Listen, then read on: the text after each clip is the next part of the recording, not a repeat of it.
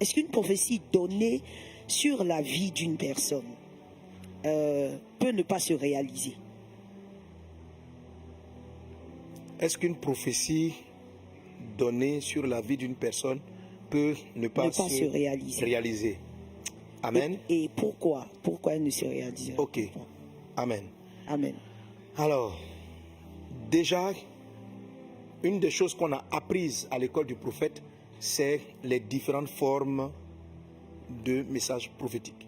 Les différentes formes de messages prophétiques. Amen.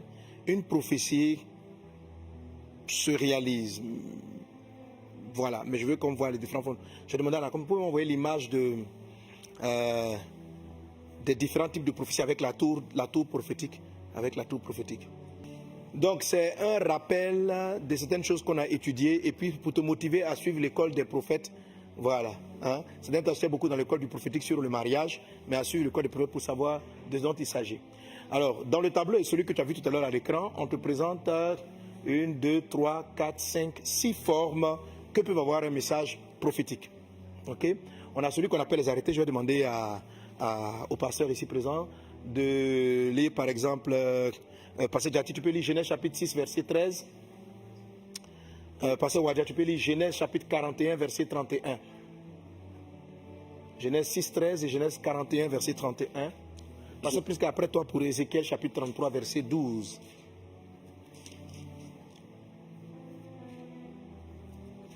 Oui, vas-y, tu peux lire. Genèse chapitre 6, le verset 13. Alors Dieu dit à Noé, la fin de toute chair est arrêtée par devers moi. La fin de toute chair est arrêtée par devers moi. Car ils ont rempli la terre de violence. Voici, je vais les détruire avec la terre. La terre de toute chose est arrêtée par devers moi. Notez l'expression arrêtée. Vas-y, Pasteur Wadia. Donc Genèse 41, verset 31. Oui. Cette famine qui suivra sera si forte qu'on ne s'apercevra plus de l'abondance dans le pays. Ah, est-ce que c'est exactement... Tu es au bon verset, c'est ça? C'est ça. Et au verset 32, je pense, le 32. Oui. Si Pharaon a vu le songe se répéter une seconde fois, c'est que la chose est arrêtée de la part de Dieu et que Dieu se hâtera de l'exécuter. C'est que la chose est arrêtée. Donc vous avez ici 2 fois l'expression arrêter, arrêter, arrêter, arrêter, arrêter, arrêter. Et ce ne sont pas les seuls passages qui parlent des prophéties arrêtées. Alors c'est quoi une prophétie qui est arrêtée? C'est celle-là dont on peut dire clairement que quand une prophétie vient sous la forme d'un arrêt, elle va arriver comme ça. Elle va arriver. Un arrêté, ça veut dire c'est arrêté. Vous ne pouvez pas la faire bouger. Donc, comment dirais-je, Moïse ici, Joseph, donc révèle à Pharaon et dit, ah, le fait que tu as vu le songe se répéter 2 fois signifie que c'est arrêté. Donc on comprend que quelqu'un qui a l'esprit de la prophétie, lorsqu'il reçoit un message prophétique, il essaye de discerner la forme du prophétique. Est-ce que ce message est un arrêté ou c'est un message qui est sujet aux différents autres éléments que je vais partager tout à l'heure? Est-ce que j'ai affaire à un arrêté? Voilà. Si on dit par exemple, j'ai vu en songe que il y a eu un accident. Ok? J'ai vu en songe que tu vas te marier. J'ai vu en rêve que tu vas te marier. Alors, est-ce que c'est un arrêté? Si c'est un arrêté, la chose va forcément s'accomplir. On peut pas, voilà, c'est arrêté, voilà, c'est arrêté. Alors, c'est très important pour nous qui sommes des prophètes type intercesseurs. Pour moi, dans le ministère prophétique, c'est très important, quand je vois un songe, une vision, de savoir si j'ai affaire à quelque chose qui est arrêté. Parce qu'en fonction de la chose, en fonction de l'arrêt, tu sais comment prier et tu sais comment agir. Et pour vous qui allez recevoir, dans les révélations que vous allez recevoir en début de cette année, certaines sont des arrêtés et d'autres ne sont pas. Quelle que soit la forme que ça prend, lorsque tu as reçu un songe, ne vous précipitez pas. Soyez très calme et puis demandez au Saint-Esprit, Papa, ce que j'ai vu, quelle est la forme que ça a? Est-ce que c'est arrêté? Ou est-ce que c'est les autres formes que je vais dire? Il faut lui poser, soyez tranquille, n'ayez pas peur, vous n'avez pas à paniquer, il faut rester très calme. Et puis il dit, ah, je ne sais pas, ou bien c'est un dessin. Parce qu'il faut savoir ce que ça s'appelle les dessins. Les dessins viennent aussi comme des révélations prophétiques. Mais les dessins ne sont pas des arrêts. Les dessins, ce sont des projets de Dieu. Dieu dit, je connais les projets que j'ai arrêtés pour vous. Donc Dieu peut te révéler, voilà mon projet. En 2023, en 2024, j'ai pour projet que tu te maries. Mais quand tu vas entendre, tu n'entends pas le mot projet. Tu entends 2024, mariage. Wow. Alors si c'est un projet, il peut ne pas se réaliser. Parce qu'un projet va être conditionné par ton attitude et par certaines choses que tu vas mettre en place. Voilà. Donc j'ai l'intention et Dieu, tous les projets que Dieu a pour nous sont des projets de paix et non de malheur. Donc dans les projets, on en a paix. Alors dans les projets, vous pouvez avoir une forme prophétique qu'on appelle les bénédictions. Et ça, là, c'est celle-là que très souvent, on sent des hommes de Dieu utiliser et puis décréter. Cette année, je déclare que tu auras ceci, tu auras cela. Voilà, c'est très souvent des dessins que les gens traduisent par des prophéties. Mais pour nous qui sommes à l'école du prophétique, on doit apprendre à reconnaître les différentes choses. Amen. Donc, qu'est-ce qui va se passer, par exemple, en ce qui concerne l'abondance? Regardez, Joseph voit, il discerne un arrêté dans le songe de Pharaon, c'est-à-dire, l'arrêté, c'est qu'il y aura 7 années d'abondance et 7 années de famine. Donc, il sait que ça, c'est arrêté. La famine, c'est quelque chose de négatif. Si vous ne savez pas que c'est un arrêté, vous allez commencer à prier contre la famine. C'est une perte de temps et d'énergie.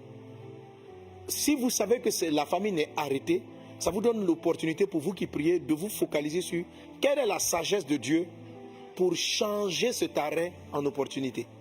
Ok? Alors ça, c'est ce que maintenant Joseph va recevoir. Joseph va recevoir que pendant la période de l'abondance, il fallait mettre de côté telle réserve. Et puis, donc, ayant obéi à cette voie, pendant que le monde entier va connaître la famine, l'Égypte va prospérer. Parce que l'arrêté ne dit pas que l'Égypte va souffrir. Quand vous avez affaire à un arrêté, vous devez très bien noter les spécifications. Certaines personnes qui sont confrontées à des arrêtés passent leur temps à pleurer. Il ne faut pas pleurer devant un arrêté. On te dit, oh, j'ai vu que, comment dirais-je, cette année, ma grand-mère va partir. Et tu aimes tellement ta grand-mère, tu passes ton temps à pleurer. Mais pourquoi Dieu vient te révéler ce secret?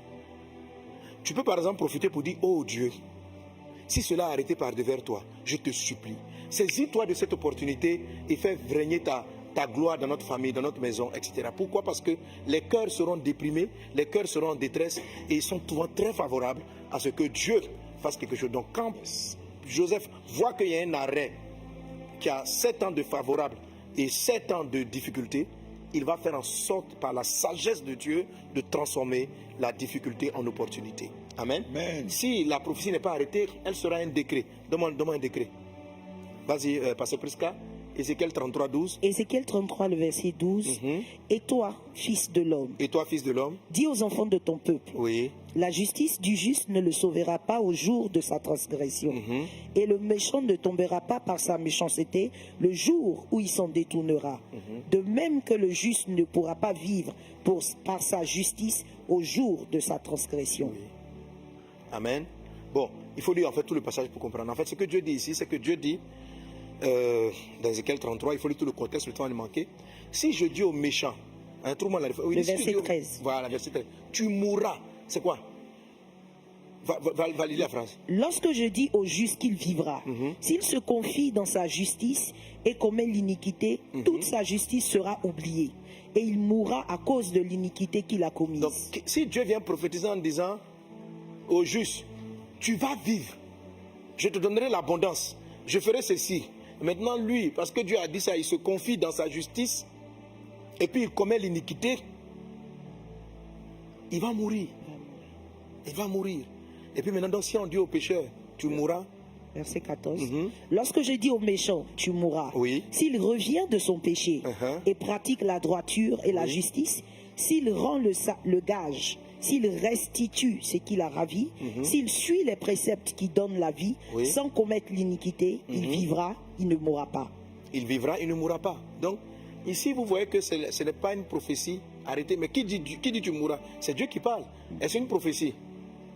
Il ne dit pas, si tu meurs, il ne dit pas, voilà, si tu te répands, tu ne mourras pas. Il dit, Il dit, si je viens dire tu mourras, je t'annonce que tu mourras. Si Dieu vient te dire tu te marieras,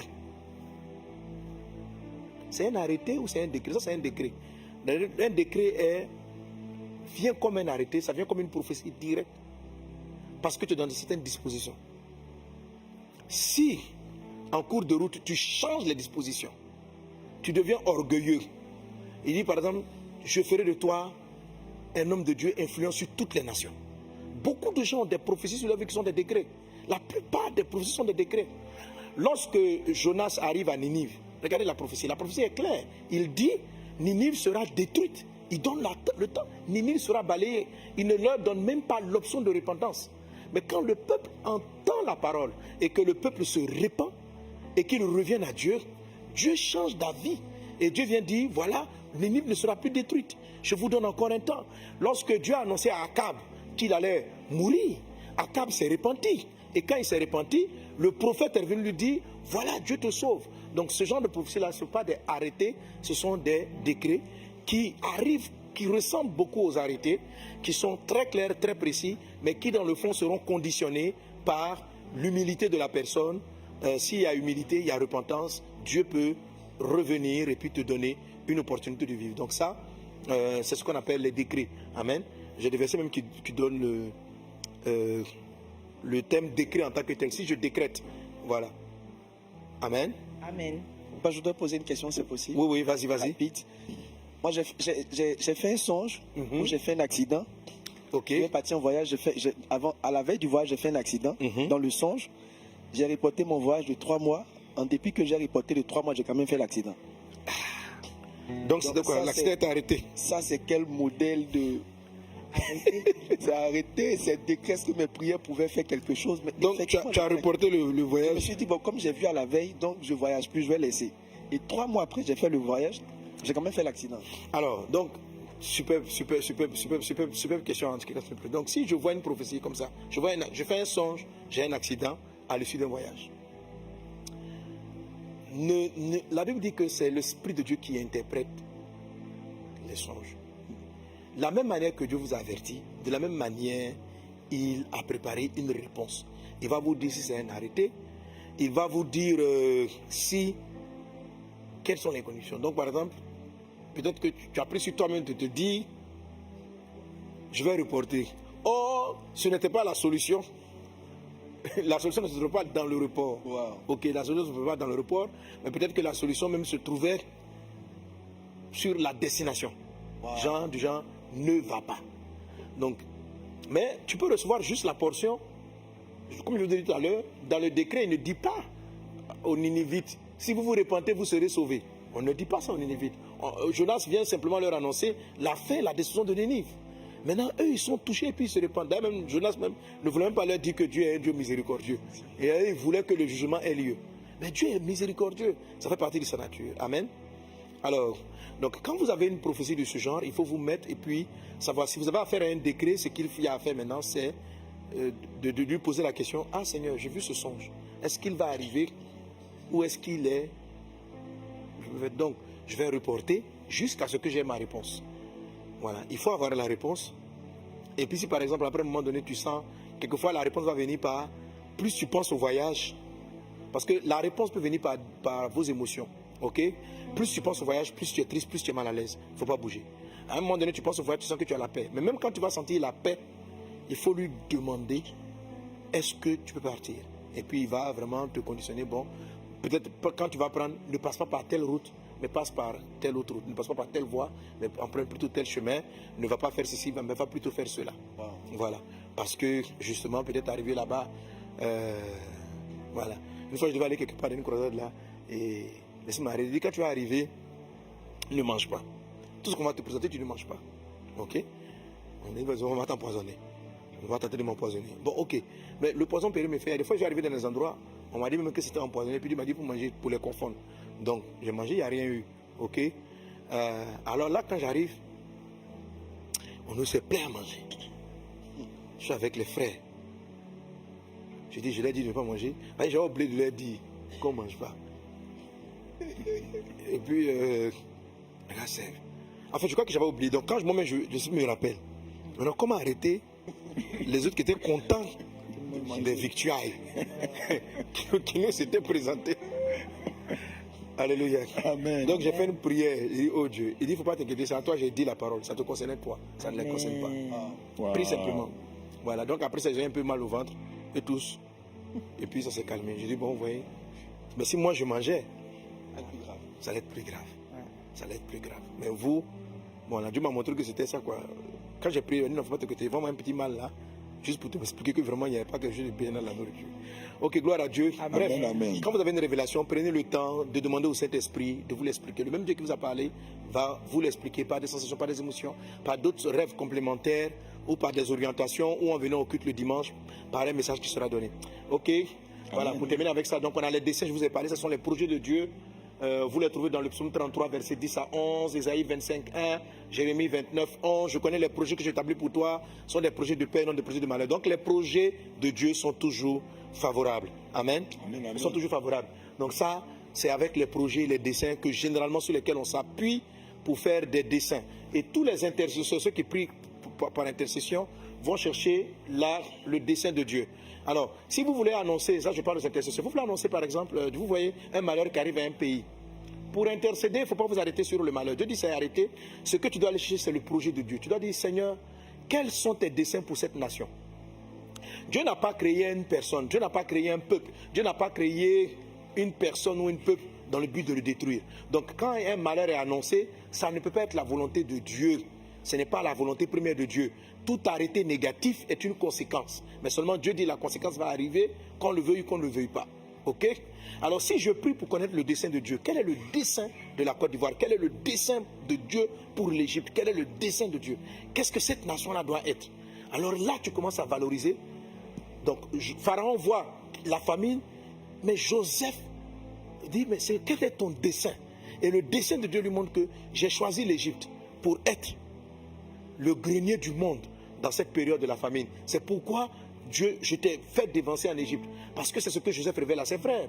Il dit, Dieu m'a fait dévancer à cause de cette période. Donc Joseph avait fini par comprendre qu'il avait été conduit en Égypte pour préparer, pour que ne pas que sa famille meure.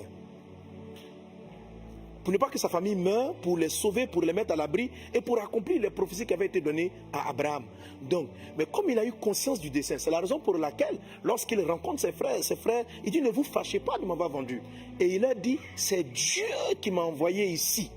Donc, ne vous mettez pas en colère parce que c'est que ce soit vous qui me mettez dans le puits ou pas, je serai d'une façon ou d'une autre venu en Égypte pour accomplir les desseins de Dieu. Alléluia. Un prophète intercesseur va toujours chercher le dessein, quels que soient les arrêtés ou les décrets, pour voir combien de fois Dieu aime l'homme, quelle est la volonté de Dieu pour un peuple, pour un pays, afin de savoir mener son intercession et de savoir comment transformer les arrêts en opportunités, les décrets, comment les déjouer, comment, etc. Ok, je vais m'arrêter là. Après, vous avez la volonté, vous avez le souhait et vous avez le dévoilement. Alors, vous avez la tour là qui est au milieu. La tour représente le positionnement des prophètes. Ok, le positionnement des prophètes. Quand vous êtes dans une tour, dans un immeuble, plus haut vous êtes, plus loin vous voyez. Sur le plan spirituel, plus haut ton esprit prophétique est élevé, plus loin tu verras dans le temps. Mais il faut savoir que plus haut, plus loin tu vois, moins tu distingues les choses. Ok? Donc plus loin vos prophéties seront dans le temps, plus elles seront énigmatiques. Donc, lorsqu'on rentre dans des prophéties comme Apocalypse, là, on ne comprend plus rien. Tout est de la parabole embrouillée. C'est pour ça que vous êtes sur un gratte-ciel. Et vous êtes difficile de savoir si la voiture qui vient, c'est une Toyota. Vous ne pouvez pas savoir. Maintenant, plus quelqu'un est bas sur la tour spirituelle, plus il distingue. Mais il ne peut pas voir de loin. Il a besoin que la voiture soit proche. Donc, les prophètes qui sont level 1 prophétisent, mais prophétisent sur les prophéties très immédiates. C'est-à-dire, demain, il y aura ceci. La semaine prochaine, il y aura cela. Et ils sont très précis. Vous allez classer, c'est tout ce qui est parole de connaissance directe. Je vois que tu risques de tomber malade, et puis ils vont te donner des choses comme ça. Mais plus haut vous êtes, plus la chose est floue. Donc la prophétie arrive sur... vous avez la révélation de manière un peu plus secrète. Voilà, donc vous voyez l'illustration sur le plan physique. C'est la même chose dans le monde spirituel. Dans le monde spirituel, Dieu dit ceci au prophète Jean, il dit, monte ici dans l'île d'Apocalypse, monte. Donc il faut monter. Il dit, je te montrerai ce qui arrivera à ton pays. Donc, ce n'est pas physiquement qu'il est monté, c'est spirituellement qu'il est monté. Habakkuk dit, je me suis tenu sur la tour, c'est-à-dire en hauteur, pour voir ce que Dieu me dirait. Tout l'image de la tour que je représente ici. Donc votre esprit prophétique dans cette saison de début d'année peut facilement monter sur la tour. Il faut monter sur la tour et il est bien quand vous montez sur la tour de pouvoir visiter différents levels prophétiquement. Ok? L'avenir immédiat avec les prophètes, avec les prophéties level 1, premier étage, deuxième étage, etc. etc. Alléluia. Amen. Voilà. Donc en fonction de cela maintenant, donc, plus c'est codé, plus ce que vous voyez risque d'être loin. Et plus la chose est loin, alors si je suis en haut et je vois des voitures qui arrivent, et je vois qu'il y a une voiture qui arrive de l'autre côté du carrefour qui va rencontrer dans quelques minutes. Voilà. Donc, si l'allure à laquelle il arrive il va le rencontrer, je peux dire que c'est arrêté, qu'ils vont se cogner. Mais j'ai très peu de marge d'action, parce que je suis dans un autre univers. Dans un autre univers. Donc, dans le plan prophétique, c'est un peu comme ça. C'est-à-dire que, donc, tu peux dire avec assurance, ces voitures-là vont se cogner. Mais tu ne peux pas agir. Tu peux pas agir. Donc, quand vous êtes décédé, vous avez besoin de savoir circuler, regarder la longueur. Mais plus c'est long aussi, quelquefois, vous pouvez, si tu connais le téléphone, tu peux demander, bon, il faut prier pour qu'il tourne à droite. Tu dis, prie, il faut tourner, faut ralentir. Père, étends ta main par lui afin qu'il ralentisse. Et puis maintenant, si tu as parlé à Dieu, ça c'est l'intercession, le gars peut ralentir et l'autre voiture que tu vois arriver de loin peut passer. Et puis tu peux donc, alors par ce genre d'image et d'illustration, vous pouvez voir un peu, pouvoir décoder la suite de votre année. Je dis cela déjà, ça c'est la façon dont les révélations viennent. Tu vois, c'est une seule question. Est-ce qu'on pourra finir nos questions? Voilà. Amen. Wow. C'est-à-dire comment est-ce que donc à la question est-ce que toutes les prophéties arrivent? Tu vois? Ça dépend. Ça dépend. Voilà. Maintenant, bien sûr, les fausses prophéties risquent de ne pas arriver. Alors, comme la question était simple, est-ce que toutes les prophéties, j'ai supposé que ce sont des prophéties de Dieu. Donc, les degrés vont arriver, qu'on va dépendre de la condition. On peut annoncer un malheur qui ne va pas arriver parce qu'il y a eu repentance, parce qu'il y a eu prière, il y a eu retour au Seigneur. Comme on peut annoncer un malheur qui est arrêté, il va forcément arriver. Voilà. Ok, gloire à Dieu. Amen.